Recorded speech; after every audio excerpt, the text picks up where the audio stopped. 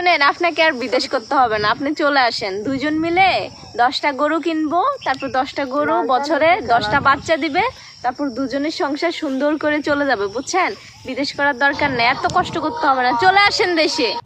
তোকে স্যালুট জানাই বোন, আমি জানি না তুই কোন ঘরের সন্তান, হাজারো তোকে মনে হন যে স্যালুট জানাই।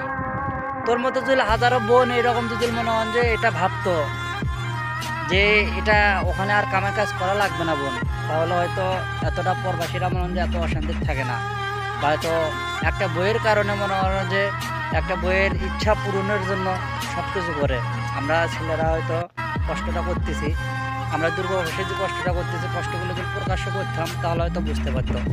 তা তুমি যে কথা বলছো বোন, দোয়া করি তুমি বেঁচে করতে থাকো। তোমার মধ্যে যদি হাজারো মায়ের সন্তান যদি কথা বলতো তাদের স্বামীরও, তাহলে মনে হয় যে তাহলে আমাদের মধ্যে চেনাবে না, তাহলে আর মনে হয় যে এই দুর্গবশে আসতো না, তাহলে বাংলাদেশে মনে হয় যে সুন্দর যাপন কাটাতো বাপ মায়ের সাথে, বইয়ের সাথে, হয়তো সংসারের সাথে যে সময়টা আছে এই সময়টা কাটাইতো।